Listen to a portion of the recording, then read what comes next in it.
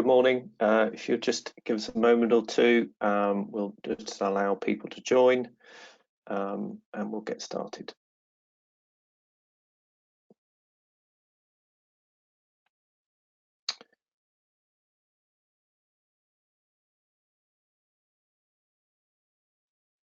If you're just joining, just bear with us a moment. I'm just giving a minute or two to allow people to log on, and then we'll start.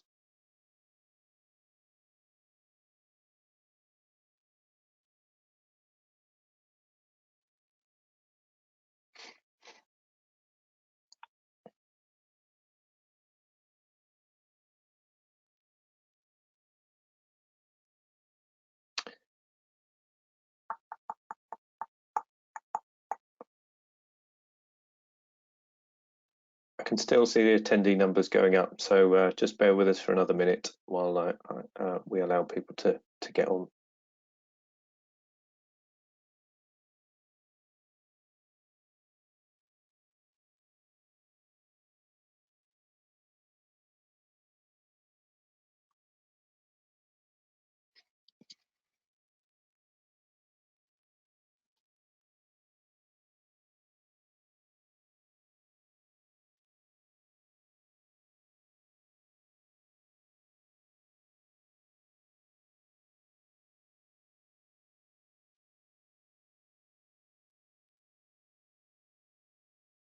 See those attendee numbers rising, so just bear with me another moment, and then we'll get started.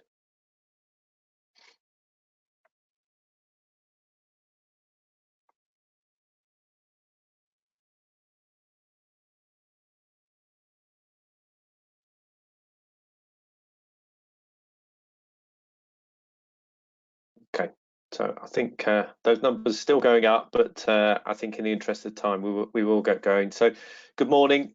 Delighted to welcome you today to PASA's GMP Equalisation Conversion Guidance Webinar. It's the fifth and final of our GMP Equalisation webinars this week. My name's Dave Farrow. I'm a board director of PASA, and I'm going to act as the host for today's webinar. Before I hand over to today's speakers, just like to cover a couple of pieces of housekeeping. Firstly, today's session is being recorded, and a link to that recording will be live on the PASA website following this session, and we're also going to add links in social media. We'll also share a copy of the slides on the website. In terms of timings, you'll have seen from the invite that this is scheduled to last for an hour, and we will make sure we keep to that timing. In terms of content, we have left plenty of time for questions. We'll endeavour to answer as many of those as we can that are of a general rather than a scheme-specific nature. So without further ado, I'll hand over to Alasdair, who's going to get things kicked off. Alasdair.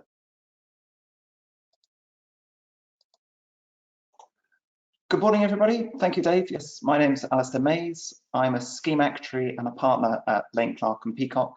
I've completed a good number of GMP equalisations over the last couple of years, and I chair the conversion group that published our guidance at the beginning of July.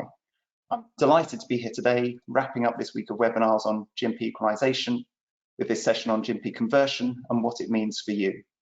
It's great to see that so many of you have joined us today, keen to hear more. Today, we'll build on the initial launch webinar and explain a little bit more in detail how you might use GMP conversion to equalise benefits for your members and avoid the complexities of the alternative dual record approaches. As Dave said, we welcome your questions, so do please type them in the box on your screen as we're going along. So next slide, please. Thanks. We've packed a lot into the guidance, explaining what GMP conversion is and providing detailed examples of how it's being used in practice.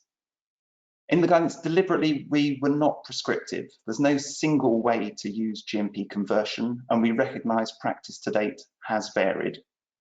But hopefully the guidance gives you a good idea of how you can use GMP conversion with some practical examples. Now, and I realise the guidance is quite long. Hopefully you'll be pleased to hear today we're not going to step through the document line by line. Instead, we're going to draw out some of the key points and share our experience. Next slide, please. But before I go any further, I would like to thank all of the members of my committee. In drafting the guidance, it was really valuable to draw on the experience and perspective of a wide range of pensions professionals. And next slide, please, talking of whom, I'm delighted today to be joined by 3 other members of the committee to explain more about how GMP conversion is being used in practice and help you decide whether it will be right for you and your pension scheme. Hopefully they're all familiar faces. We've got Lynda Whitney from Aon, Anna Rogers from ARC Pensions Law, and Simon Parisa from Willis Towers Watson. And so I think next slide's got the agenda. In terms of our agenda for today, I'll start with a brief introduction on what GMP conversion is, which schemes we think are most likely to use it, and which not. I'll then hand over to Lynda to take you through the key decisions that are needed for a GMP conversion project. Anna will then cover several of the key legal aspects, explaining which issues are clear and which are a little bit more tricky. And then Simon will take you through the key steps of the process, and then we'll wrap up with your questions. So next slide, please. So what is GMP conversion? Well, hopefully you're all aware it's a statutory process that applies on a member-by-member basis. It results in the individuals concerned ceasing to have a GMP. Obviously, you need to provide something in its place, but in doing so, you can also make changes to the pension in excess of the GMP as well. Now, that's important because both the GMP and the excess over the GMP include inequalities. And in using GMP conversion to equalise, you're likely to be therefore making changes to both the GMP and the excess. And in all the examples we've given in the guidance, the schemes concerned have sought to equalise and achieve equality, not just through providing equality of value at a single point in time, but also providing equality of pension payments following conversion. So that means there's no risk of inequalities arising and emerging in future. So that's a very high level overview. Lynda, Anna, and Simon will expand on the process. But first I thought it'd be helpful on the next slide to explain why you might use GMP conversion. There are lots of potential benefits. And I think the key one, in my view, is avoiding the increased complexity associated with the year-by-year equalisation methods. And instead, there's an opportunity to simplify benefits.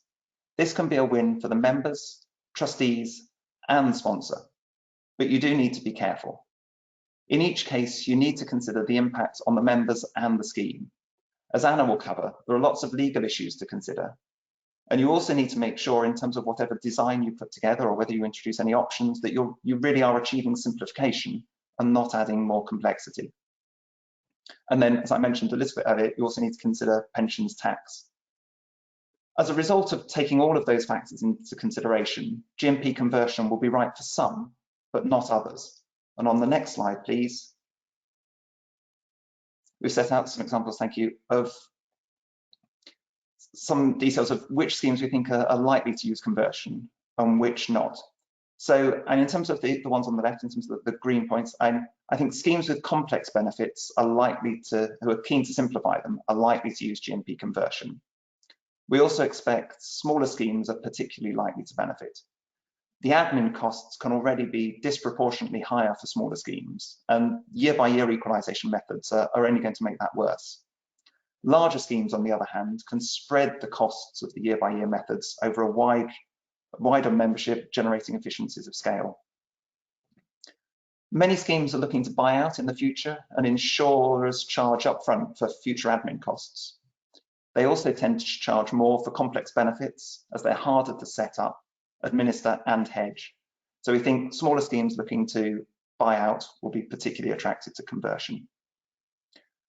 For lower earners, and by that I mean those whose GMP is a large proportion of their benefit, GMP rules can restrict the member's ability to commute pension for a tax-free lump sum, and even prevent them in some cases from taking early retirement.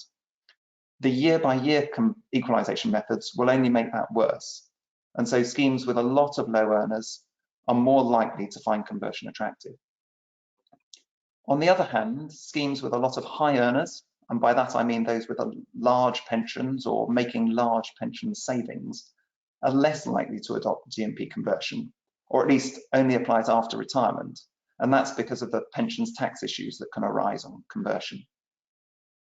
In terms of other points, we anticipate schemes with a pension increase exchange option or a bridging pension option, or those that are looking to introduce them may well be keen to use conversion, as it will extend the potential scope for members to exercise those options. And then also down the bottom left-hand corner, there are some schemes where the year-by-year equalisation methods can be particularly onerous. When people talk about year-by-year testing, they typically show the example of a male and female benefit crossing over just the once, typically at age 65.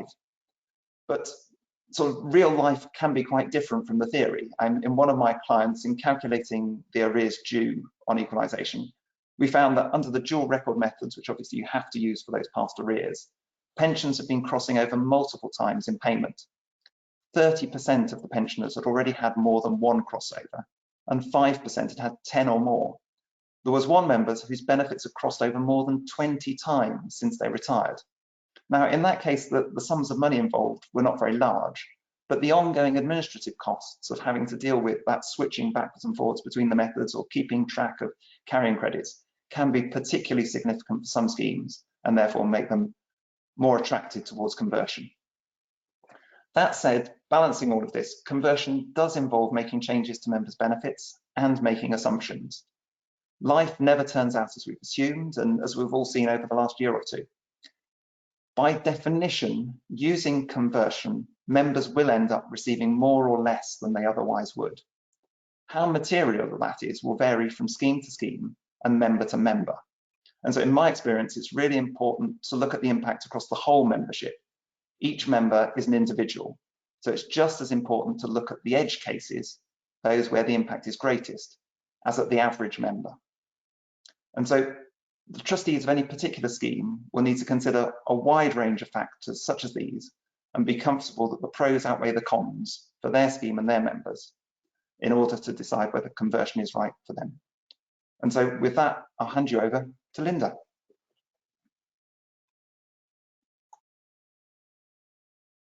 Good morning. My name's Lynda Whitney. I'm a partner and scheme actuary at Aon. And I'm going to take you through some of the issues and key decisions that you need to make through your conversion project.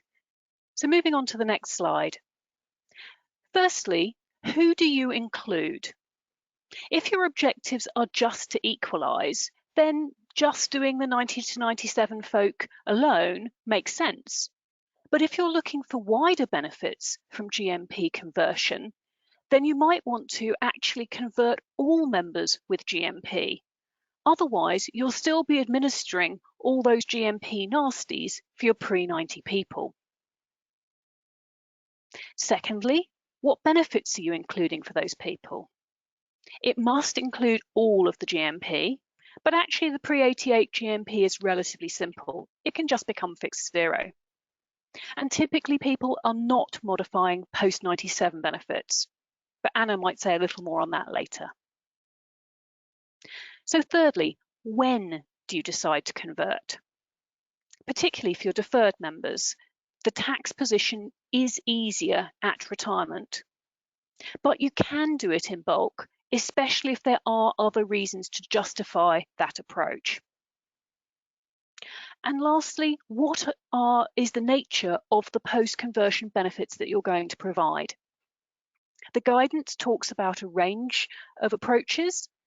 The guidance doesn't cover adding a pension increase exchange exercise, but actually a lot of the principles and design decisions for conversion will still apply. And remember that 60 or 70% of the people will still be getting conversion alone and not choosing the pie. So its design does matter. On the next slide, I start to talk a little more about what those post-conversion benefits can look like. So the first question, the first cog on my screen is, what design do you go for? So will you keep a CPI 0.3 tranche? Or actually will you think about going for fixed increases, perhaps 2.5%? Or even could you get fewer tranches of benefits by just mixing fixed zero and whatever your excess definition is? There's lots of other variations to the detail. My second cog is carry credit. Now, conversion is happening at a point in time where there's actually already been some GMP inequality in the past. So at the point you convert, you have a back payment, just like with dual records. And like dual records, you also need to think about what you're going to do with members who are cumulatively ahead at that point. Hence the potential need for a carry credit to match up the past and future elements of your conversion. Moving on to my third cog, if you're doing deferreds, especially in bulk, you really need to take care with high earners protections. You may need to have an alternate benefit design that actually helps solve their tax issues, but is not widely appropriate for a wider membership. And my last cog is that conversion requires you to provide a 50% spouse's pension. So look out for any areas where you might not do that today. And that includes details like young spouses deductions or deathbed marriage restrictions. Now, most schemes will decide to fix a common proportion of each tranche to be the spouse's benefit going forward. And that might also do a little bit of reshaping between the value to the member and the value to the spouse. But all areas to think about. Now, you might think that that's quite complex and quite a lot of difficulties.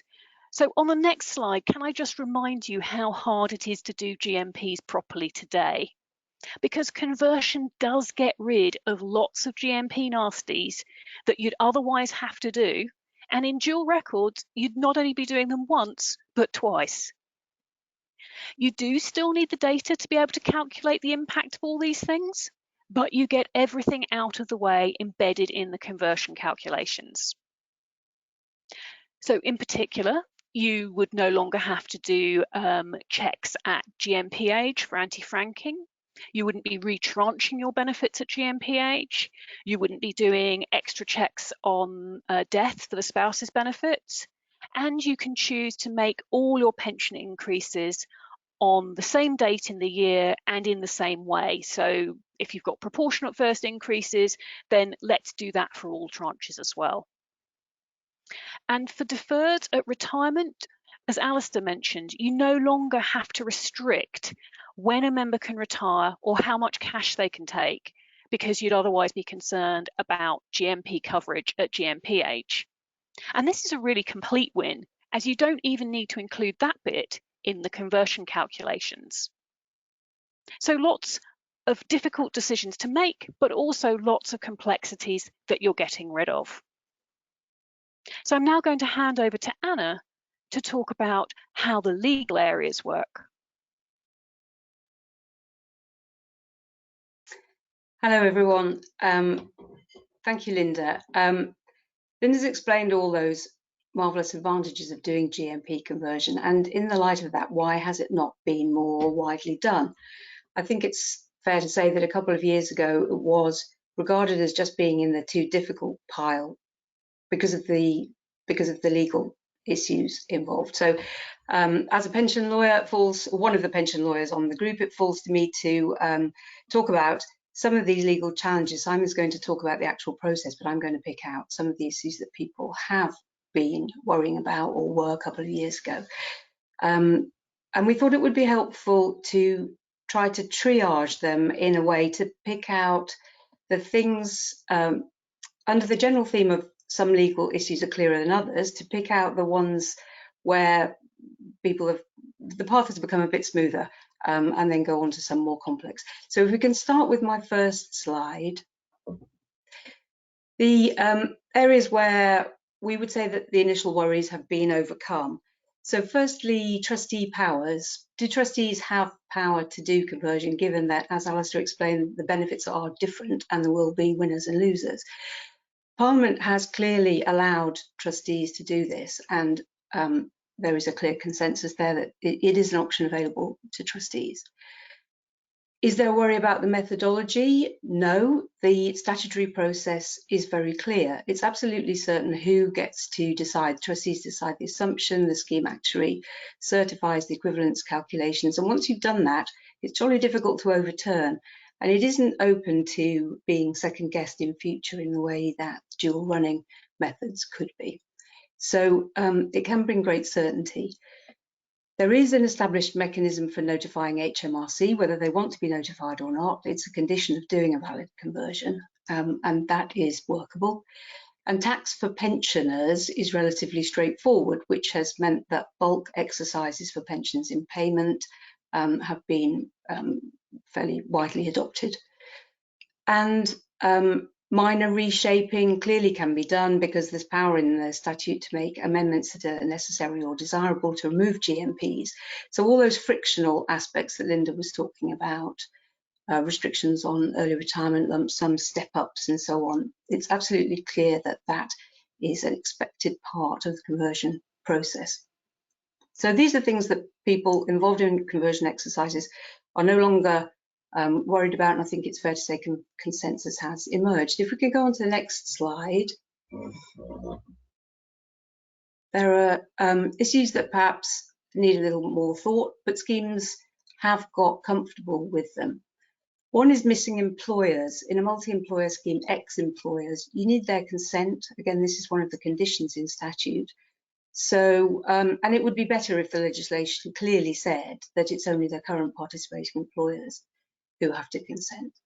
But Parliament must have intended conversion to work, and it's accepted that the courts would take a pragmatic and purposive view towards interpreting that, and the way to make it work is to interpret employer in that context as meaning the current participating employers. The quality test for survivor pensions is a bit oddly written, and for some schemes it's fairly easy to satisfy themselves that their benefits meet that. For others it might be more of a challenge, particularly for deferreds. Some schemes have got comfortable with slight reshaping of benefits that involves a value transfer from the first life to the second life in order to create a sufficient second life pension. The annual allowance for pre-2006 deferreds, HMRC have issued non-statutory clearances here saying that they're outside of the AA net as long as nothing genuinely new is being given. And tax at retirement. So for converting deferreds at the point of retirement,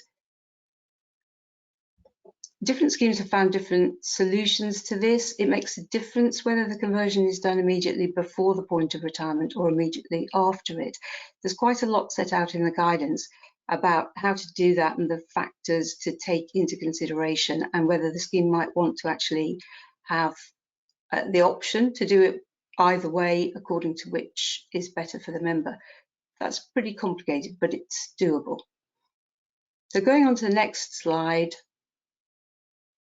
These are some of the, or our summary anyway, of the trickier areas that do require more consideration. The first one we've called major reshaping. Most schemes that have converted have retranched the benefits between different styles of pension increase that they already have. But it is possible to change and introduce a new form of pension increase, for example, a fixed 3 instead of the CPI or RPI linked formula. Clearly, the more you depart from the existing benefit structure, the more likely it is that, depending on how things turn out, there'll be winners and losers. And to take a more radical example, it would perhaps be possible to go for a fixed flat rate pension for pre-97 accrual with a big step up in current pension, but no future pension increases. If in effect that would be a compulsory pie, although full value would have to be given. I don't believe any schemes have yet gone that far, but it's theoretically possible. At the other end of the scale, we're talking about kind of maximum interference there, but at the minimum interference level would be relabeling of just removing the statutory provisions about GMPs, but saying the ex-GMP or pseudo-GMP is still the same as it was before, and the two tranches behave in exactly the same way, with just a one-off adjustment to deal with the equalisation. Personally, I think there are pros and cons of that, but it does leave an unequal income stream. For pre-90 members, the income stream doesn't have to be equal. For members of the 90 to 97 service, there are different views on that. I think it's not a popular option. It hasn't been widely adopted, probably because if schemes are going to go to the trouble of doing conversion, they want to end up with something truly unisex. Post-97 accruals, again, I'm not sure that they have been adjusted in conversion exercises, but we're aware of schemes that have been looking at doing that. And it may not be possible under the conversion legislation, but there are other established ways to do it. For deferreds who left after A-Day in 2006, conversion is more difficult because the ex-GMP tranche triggers the loss of the deferred member carve-out, and that triggers AA usage, and there's also a risk of losing enhanced or fixed protection for the lifetime allowance protections, and that's why bulk deferred exercises have not been so widespread. One way of dealing with that problem for deferreds is to do an internal transfer to a new arrangement. The post-conversion benefits would be provided through the new arrangement, and that potentially avoids AA usage, but it doesn't work for people with LTA protection, so they need to be carved out in some way and something different done for them. The tax legislation about internal transfers is pretty tricky. I think myself that it works better at the point of buyout with a fully insured scheme. But you'll see from the guidance that there's detail given of schemes that have followed that route. And it's well worth studying that. So in all of these areas, caution is required. So just going on to my next slide, you'll see from the guidance that schemes have taken different views. And why is this? Why is there no single agreed way of doing conversion? The first point is that the trustee and sponsor risk appetite varies. As mentioned, there will be winners and losers compared to dual running just because the benefits are different.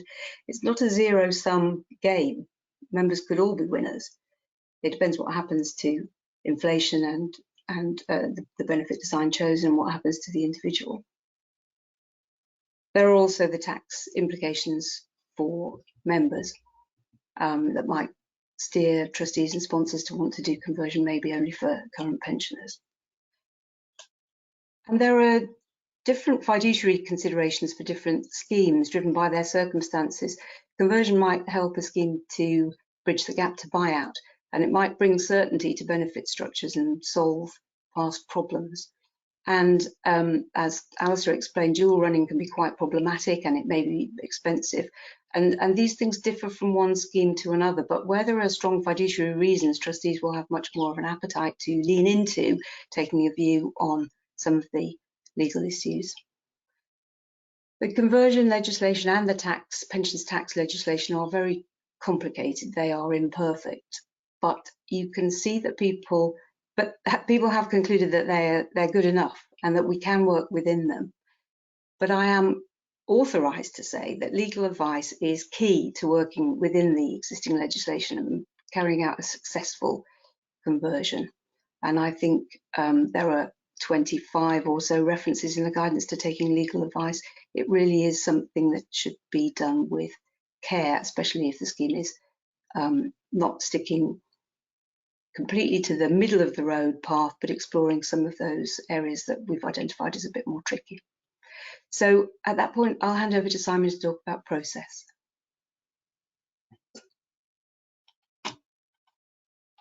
Hello, I'm Simon Pariser. I'm an actuary and I lead on GMP Conversion at Willis Towers Watson. So given the difficulties we've just heard about, we were keen to try to help schemes by demonstrating how others have overcome some of these problems. The guidance itself provides a useful set of dates, flowcharts and examples in order to demonstrate how conversion can be done in practice. I'm going to spend the next few minutes walking through those. So on the next slide, we set out a list of dates here that are defined in the guidance.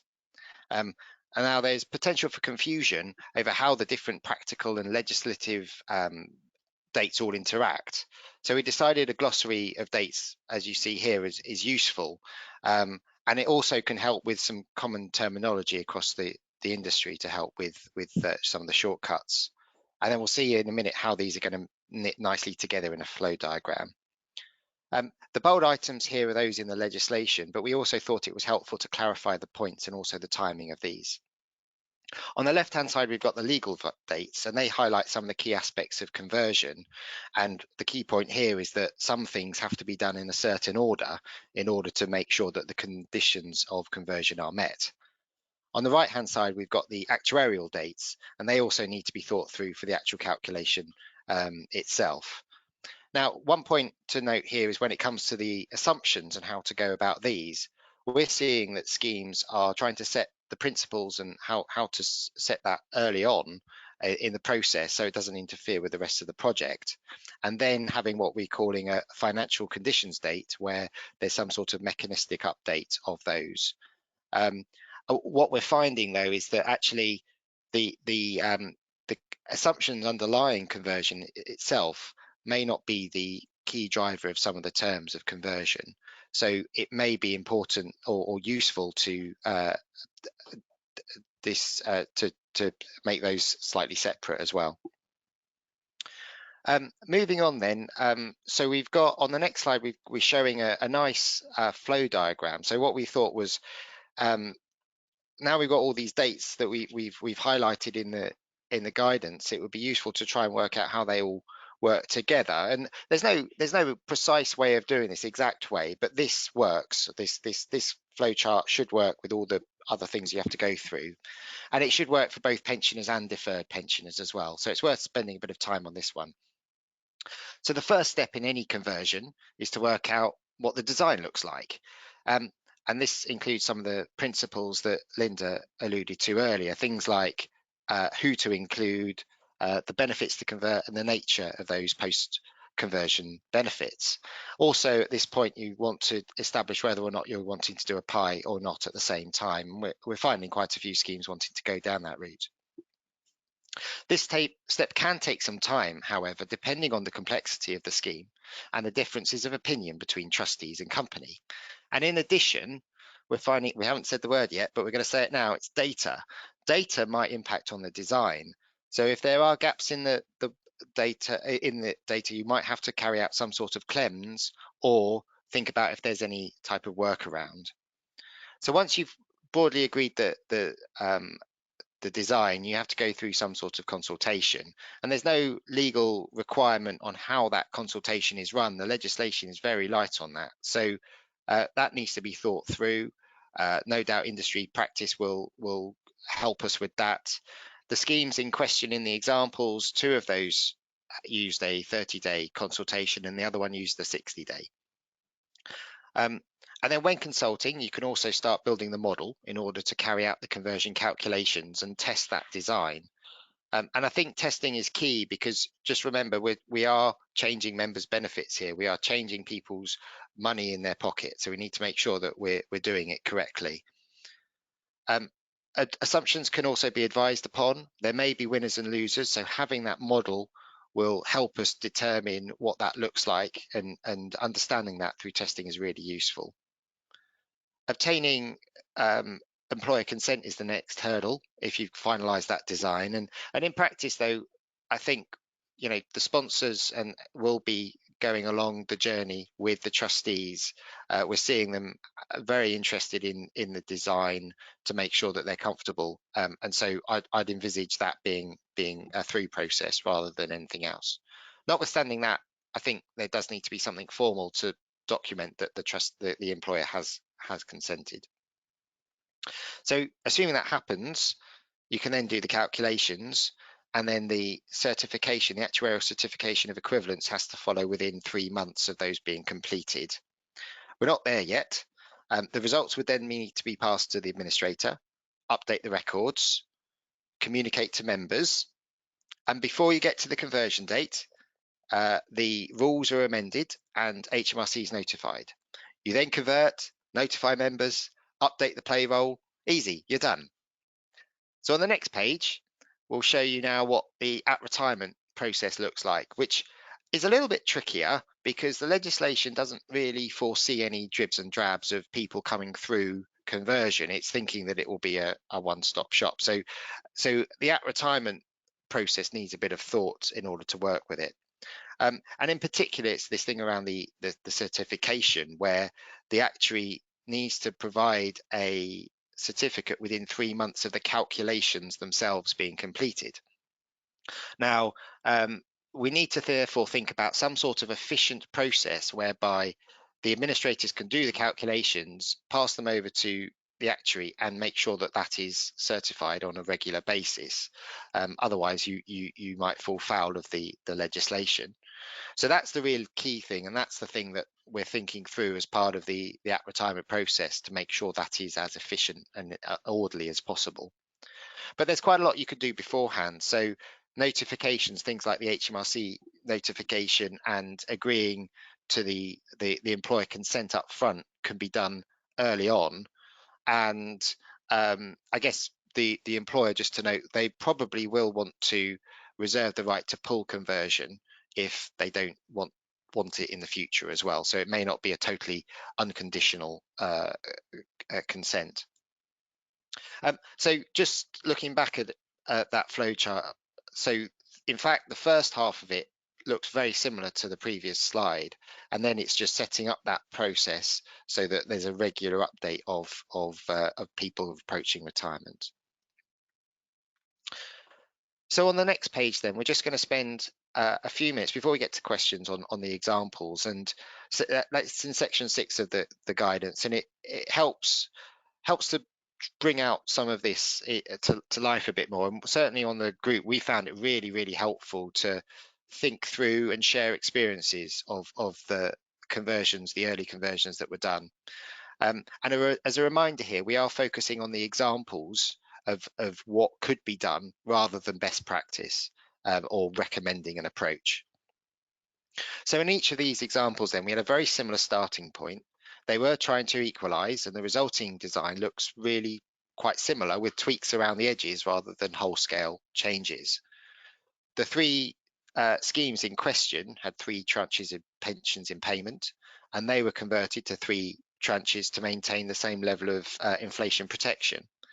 And they also ensured that the starting pension didn't go down, something which you can do via conversion if you are equalising the back payments using C2. The lumps and bumps of GMPs were removed in the conversion. The uplifts at 60 and 65 were smoothed out, but the schemes also checked that wouldn't give rise to any impact on the lifetime allowance. Your scheme may not be as lucky, however.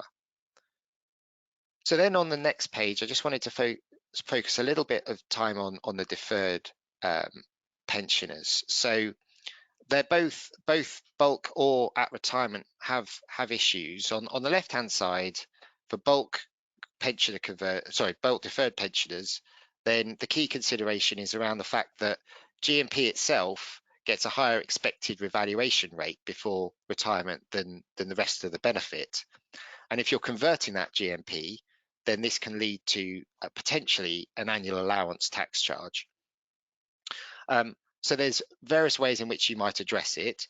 In the scheme in question here, decided that it would be better to remove the risk of an ongoing annual allowance tax charge potential, have everything up front and establish what that might look like at the conversion date.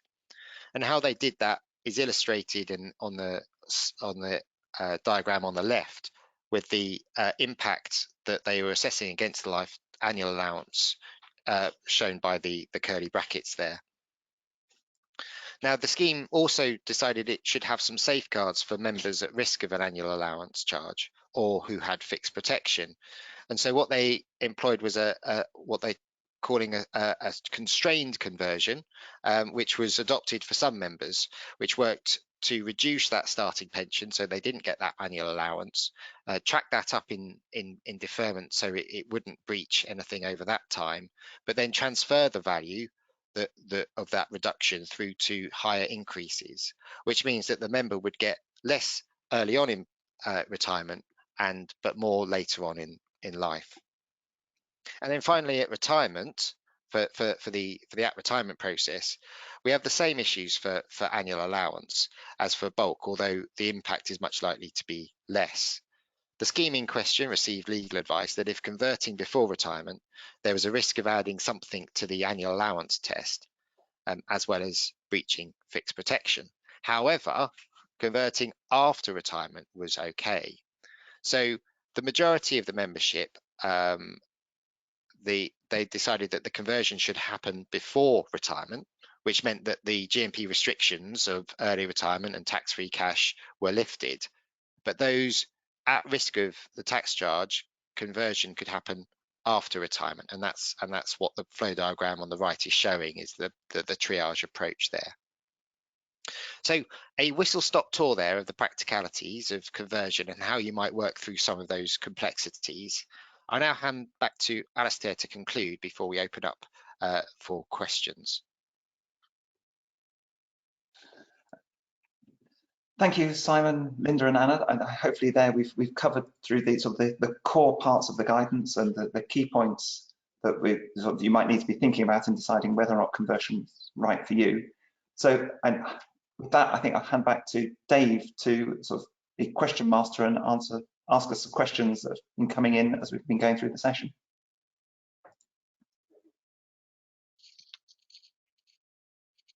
Thanks, Alasdair. So we have had a few questions come in. In terms of the first one of those, hang on, I will get myself on webcam as well. And this is a question, I think, for the whole group. It's a couple of months since you launched the guidance on using GMP conversion. Have you had much feedback? Yes, I think, and if I take that first and then hand out. So in terms of, and my experience, I'm obviously initially putting the guidance together was quite sort of daunting process, and sort of as we were coming towards finalising it, we heard some people were holding off on advising on how they might do a conversion, and trustees deciding whether or not they would do conversion because they wanted to wait until they'd seen the guidance. I even had a member phone up and ask me about it. But I think, and the good news is that the feedback we've had, or at least the feedback I've received since we launched the guidance, has been very positive. People have been very pleased with the level of detail, and they've been saying that sort of this has given them confidence that they now understand more about what the issues are, and they can then make an informed decision as to whether or not conversion is right for them. So that's certainly the feedback I've been hearing. I'm hoping everybody else has had the same feedback. But I'll hand over to Lynda and see what she's heard. I think people have been very positive about the fact that we've framed it as examples. So it's enabled people to see how it could apply to their circumstances and why different people have made different decisions through the process. So it's not necessarily saying there's one right way to do conversion, but it's showing people who were perhaps a little timid that there are definitely routes through. Yeah, could I comment on that as well? I think there has been a shift in mindset from, oh, it's too difficult, to, okay, yeah, I see that other people are doing it, and I think it's been perceived as very helpful that we've gone into such depth about the things that the schemes that have done conversion have considered. So it sort of works as a kind of checklist. It seems to have given people greater confidence that they would know how to approach it. I think for me, I've actually found that it's the terminology that I've been, suddenly everyone's using the same thing across the industry, you know, one step, two step, first or second modification. These sort of language things that are coming into the guidance has been really helpful, I think, just to get to the nub of the issue each time rather than having to try and explain it and work up to that point. So I think there's definite efficiency just on that single point itself, but yeah, echo the others' views as well, that it's been well received. Cool. All right, thank you. And then second question, and we'll start with Lynda on this one. What proportion of schemes do you think will use conversion? Well, from Aon's experience, we're seeing around half of schemes are going down conversion and half are using the administrative routes. And then of that half, again, it probably splits fairly evenly between those who are doing conversion on its own and those who want to do conversion with a pension increase exchange exercise as well, either because they've already got a PI or because they strategically think PI is the right answer for them. And I would say make the decision on PI first and then let GMP equalisation follow. Okay. Anybody else like to add to Lynda? I just echo Lynda's points. I think we're seeing a very similar experience as well at Willis Towers Watson, and that the decision on PI is one that you can have as a strategy part up front along with the other GMP considerations. I agree. Okay. I know LCP, I think we've seen sort of two different groups of clients. So we've got clients who are in sort of wind up, they've already got full buy-in. And so for those sort of early adopters of equalisation, we've tended to find that the majority of those have been going for conversion. For ongoing schemes, we found probably as a greater tilt towards the dual record approaches, particularly method B. So I don't know quite how it's all going to balance out in the long term. And my guess would be maybe more like a third conversion, 2/3 dual record, but we'll have to see whether or not we get the 50-50 or the third, but it's still going to be a big proportion of schemes. A lot of members will be going through this process. It has changed over time, Alasdair. You're right. That there's a trend. So people think, in a couple of years ago, we thought a lot more people would be going down conversion. Now might be a bit lower, and then maybe the guidance will help to open that up a bit more in terms of facilitating conversion. Okay. And then moving on to the next question. Alasdair, I saw you commenting a few weeks back on the fact that there's going to be a private members bill on GMP conversion. Can you tell us any more?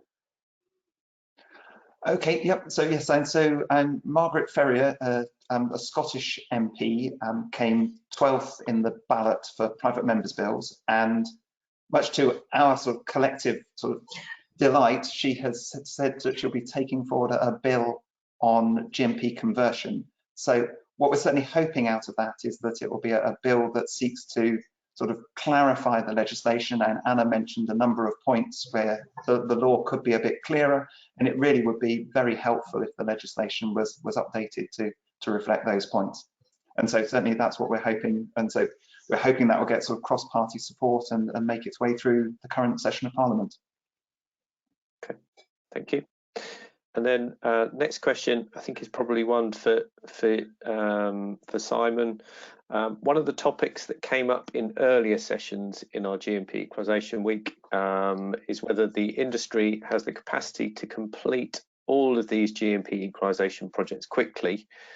Can I ask for your views and what you think the impact will be on day-to-day administration?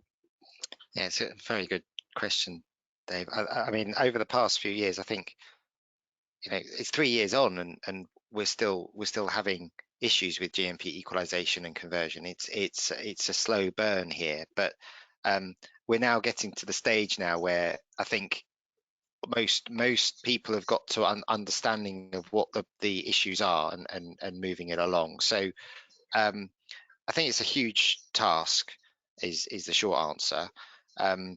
Conversion adds to that task in the short term, but over the longer term, there are efficiencies that happen and you can remove some of the complexities that GMP brings.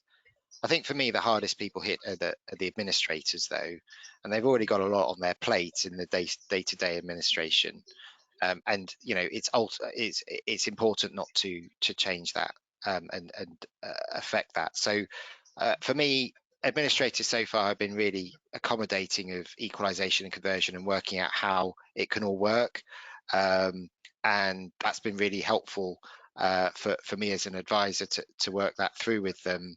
I think it's as demand increases, I think it's going to be really important for trustees to work with their advisors and administrators to sort of work out and agree realistic schedules for these projects. And hopefully the guidance that we've showed and showcased over the last week will help all parties with that right footing and the efficiencies that will come over time with other clients going through and people going through this process. Thanks, Simon. So then moving on to the next question, Alasdair, they're after you. So Alasdair, you mentioned that those seeking to buy out might be more likely to use conversion. Why is that? Can't all insurers do dual records? Well, that's a good one. Okay, yes. So, and I think there's probably two issues here, and I think you're right, sort of, that in time, the vast majority of insurers will be in a position to offer dual record administration. But at this stage, it isn't all of them. Some of the insurers aren't yet in a position to do that. They're either haven't yet got the systems in place, or they're not even willing to write business on that basis. So I think certainly if you're looking to do a wind up and get your scheme sort of closed down quickly, then that might push you towards conversion. Then also, and there are legacy bulk annuity policies that some people will have, where sort of the insurer is not currently writing new business. And I don't know whether those insurers will ever get round to offering a dual record administration basis. So I think that will push people towards conversion. I think the other aspect of all of this is just in terms of buyout is a sort of a competitive market. Schemes are trying to make themselves look as attractive as possible in order to obtain good quotes and get quotes from a decent number of insurers. And in my view, particularly for smaller schemes, sort of making yourself sort of attractive to insurers is a key step in that journey, and conversion will help with that. Okay, thank you, Alasdair. And then question for Anna. Do you need a deed of amendment to document new benefit design after conversion? Well, you don't need a deed of amendment because you can do it by resolution, and I have done some by resolution, and there may be reasons in a particular scheme to choose one or the other. But if it's done by resolution, it needs to do the same job as a deed of amendment, because it's really important to specify the post-conversion benefits with precision, because those are going to be the scheme benefits that need to be paid and hedged and secured by insurance ultimately and bought out. And you really need a level of definition which is as good as the existing scheme rules, not just a sort of something vague or member announcement adopted by a resolution saying, yes, we hereby resolve we're going to do conversion on the terms of the attached. So I think precision is really important. Okay, thank you, Anna. So just bear with me. I've got a very small bit on my screen here. I was interested in your flowchart, so I'm assuming this was Simon's flowchart, that you highlighted that the conversion date would be after all of the calculations are completed. What's your view about certifying actuarial equivalence at the conversion date using market conditions to set assumptions?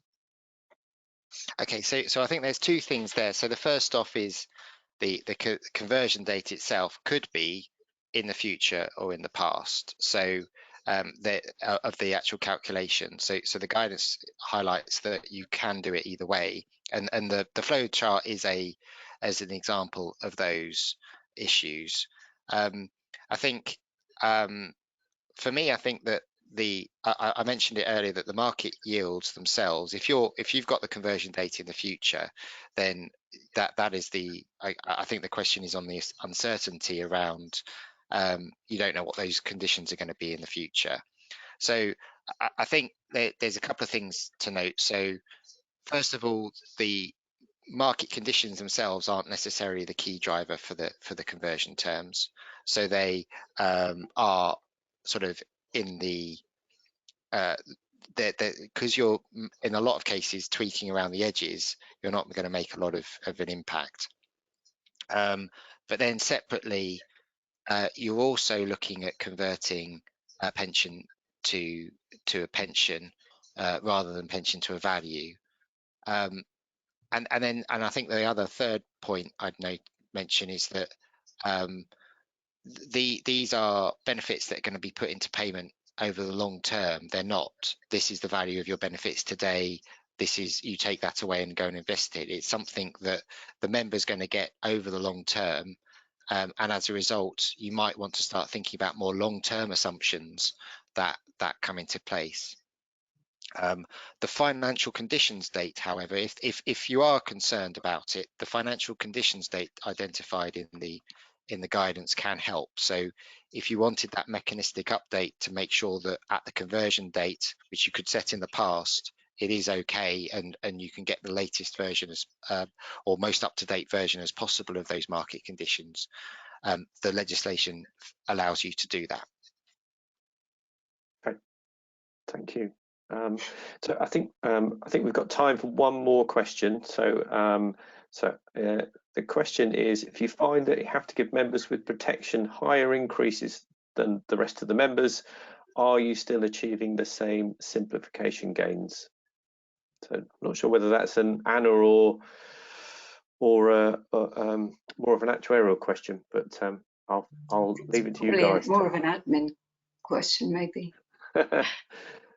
Shall I have a go at that one? So I think this comes back to where you're thinking about how likely it is that you want to do conversion. And we have highlighted that if you've got a lot of high earners that would cause you issues in this area, that may be one of the contributing factors that would count against you thinking conversion was right for you.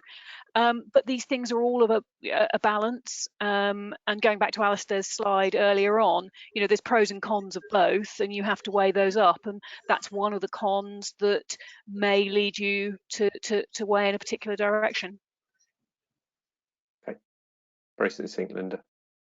I've got time for one more. Go on. Do you think that schemes are better positioned these days to do conversion and make wholesale benefit changes than they were when the original Barber changes, which were essentially just an NRA change, needed to be made, but caused legacy issues for many schemes decades later? Was that question, are schemes in a better position today? Can you read it again? Yeah. Do you think that schemes are better positioned these days to do conversion and make whole-scale benefit changes than they were when the original Barber changes were introduced? Well, can I comment on that? Yeah. Well, the original Barber decision was before Section 67 in 1997, so there was a lot more flexibility, and we used to have a pretty heroic view about what amendment powers were for, I'm afraid. But rolling forward to today, schemes are in a better position in that this conversion legislation is really pretty useful to bring certainty to restructuring benefits. That's my answer. I don't know what other people have a view. Yeah, I mean, I think there was a period of time where just equalisation would have been done, you know, in hindsight, would have been good to have done it 20 years ago, but we just didn't. It was difficult to know whether or not it was the case or not. But I think in terms of, you know, the technology that we've got now compared to 20 years ago, I think the industry has improved over that significantly, and you know, we do have the capabilities to affect some of this. Okay, thank you, Anna. Thank you, Simon. So I'm going to close there in terms of questions. We have got a couple of minutes left in terms of the hour. As I said, keen to finish on time. In terms of closing thoughts, I do know that Geraldine Brassett, Geraldine, if you are there, who is the chair of the industry-wide GMP equalisation working group, would like to just give a couple of closing thoughts on the week. Geraldine. Yes, so thank you, Dave, and thank you, everybody. Yeah, I did want to take, in my capacity of chair of the GMP equalisation working group, a couple of minutes as we come to the end of GMPE week. What I really hope is that those of you who have joined us for one or all of the days have found the sessions not only informative, but also really helpful from a practical perspective. For those of you that were with us on Monday, you'll know that Lucy Stone from TPR joined us, and she said a couple of things that really resonated with me. First of all, that we really need to crack on with GMP equalisation, and I think that theme has come through the week. Certainly I've been on all the webinars and I've heard that message quite loud and clear. But also, and this is so important, this initiative has been a great example of the industry working together to help the industry, and I think that sums up where we've been incredibly well. But those of you who were with us on Monday will also know that I provided an update and that our work is not yet done. So we are continuing to stay close to the projects, and we will be issuing further help over the forthcoming months. So this definitely isn't the last that you've heard of us. And previously, if you find any areas where you need clarification or where we can provide further help, then obviously please do let us know. We're here to be responsive to the needs of the industry. So just leaves me in the last 60 seconds to say quite a few thank yous to those of you who've joined us this week. Big thank you for being there. To our presenters over the last 5 days.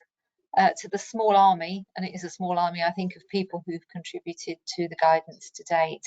And to Lucy and the team at PASA for their patience, and sometimes they really have needed patience in formatting our guidance and helping us arrange sessions like these. So definitely not the last that you've heard from us, but I do hope that you have found the week helpful. Finally, hope you all have a lovely, restful weekend. And I'm saying that because we'll come back re-energized to crack on with your GMP equalisation projects next week. So thank you, Dave. Bang on 11 o'clock. How's that? Marvellous, Geraldine, marvellous. Marvellous, Dave. Thanks, as Geraldine said, thanks to everybody that's presented and joined us today. We'll now close down today's webinar. Have a good weekend. Thank you, everybody.